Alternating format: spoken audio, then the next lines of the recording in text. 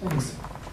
Many of you, all of you here are from the technology background, and if you see across, there were various waves that has come across in the technology space. We see the search engine wave that came, then came the CRM wave, then came the ERP, mobile, cloud, Internet of Things, right? And when we look at the search engine, we see a few players like Alta Vista, Yahoo, Google, and we all know that Google emerged as the global leader in the search engine space and defined the entire industry. Similarly, currently one of the waves that's going on is called the RPA wave, which is robotic process automation. And for the very first time in India, Baroda has got an opportunity to contribute and shape this industry. I would like to play a 2-minute video that would introduce Automation Anywhere, what we do, what the company does, and what is the technology that we are building that will change the world in building a digital workforce.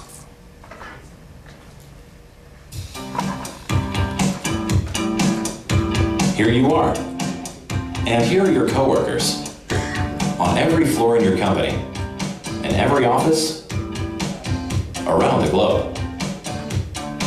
If whole companies are spending time doing this, the repetitive, time-consuming tasks that are important but robotic in nature, then they're not doing enough of this. The work that builds revenue, fosters positive customer relationships, and keeps you focused on innovation. How do you solve the problem? Automation, and specifically robotic process automation. Automation isn't new, but the game has changed. It's no longer about expensive middleware, never-ending ERP implementations, or reliance on specialized teams to automate. It's about general-purpose bots that can be trained to automate virtually anything.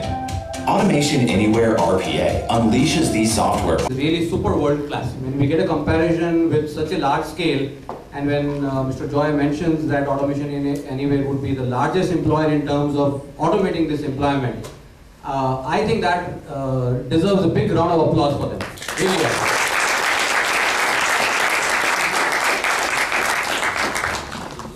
Can we call upon, Brijesh, can we call upon you to have you give the certificate to Mr. Joy for his support? I think he has some question. You have some, by the way, anybody has any questions? Yeah, go ahead. I just wanted to understand what are the use cases which we can see can be converted to your boards and in the various fields, maybe engineering or in insurance or banking. Sure. So when you look at it, the goal of the technology that we build is to take out the robots that are there in humans and let the robot do robotic work and let humans do humans. So when you talk about a use case, let's simply, I was talking to someone here during the lunch session, and I'll take a small example. Let's take an example of when you go to a bank to open up a new account, for example, right? You fill up a form and you submit it, and the bank account opens up. But what really happens in the background? The form goes to the back office of that particular bank, and some person looks at the form, types into one application, and then enters the same information into 2 or 3 other applications. So for example, if it has a trading account, it would open up in an NSE system database, it would enter the same information in BSE and things like that, right? But now applying automation, you don't have to enter the information or have the copy and paste function done. All you have to do is enter it into one application, and Automation Anywhere can grab the data from that application and automatically enter it into a different application. Because there's no thinking that's had, right? You're just copying and pasting the data. Right? So that's the first level of RPA, which calls just performing the task. The next level that we are building is the cognitive ability that can now read the data and can automatically enter it into all the systems. So that's the application of robotics. A small example, there are a lot of other examples I can share. So is it only limited to applications? Can it be done on physical devices? like for example handhelds or for example any IoT devices? Are you also thinking about RPA on those? So there are various players. Right now our focus has been on process automation because that's where the majority of humans are deployed and that's where we see a lot of value, right? The process automation space. So that's where our focus is. And we are also having machine learning and cognitive abilities built into it. So certain decisions also now you can automate. Previously, everything that is repetitive can be automated, but the next level is about automating the decision making also.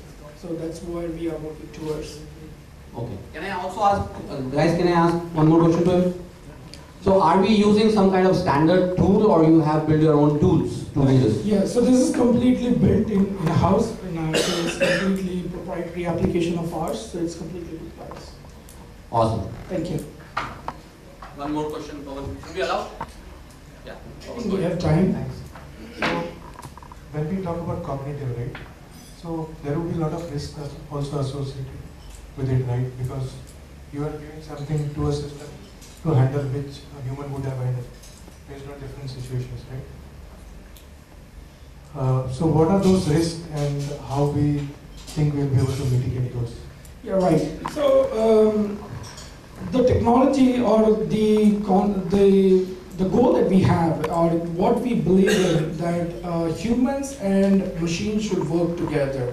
And it's not that machines are replacing humans. Right? That's not what we are doing. So to give you an example, say you give that form to our software and say if it does something wrong, right, what happens? So the way you build any RPA or practice in your organization is you automate the main line and every exception that happens, you always throw it to the user to look at it or eyeball it and then have it submitted automatically into the system. So that's how it's being implemented across. And that's how a lot of organizations are doing it, right? So for example, we have a lot of banks in there who are our customers. And any financial error would cost them millions. There are a lot of healthcare companies who are our customers. And any wrong information that goes to a patient, it costs them millions. And also, sometimes their licenses could be revoked, right? So, but the way it's been implemented or how the technology works is it does what it's supposed to do. Things that it doesn't fall into its purview or anything is thrown back to the user to have a manual. So it's a pure combination of humans and machines working together. Thank you. Thank you so much. And can we have Brijesh do the honors for us, please? Can we have a big round of applause for Joy?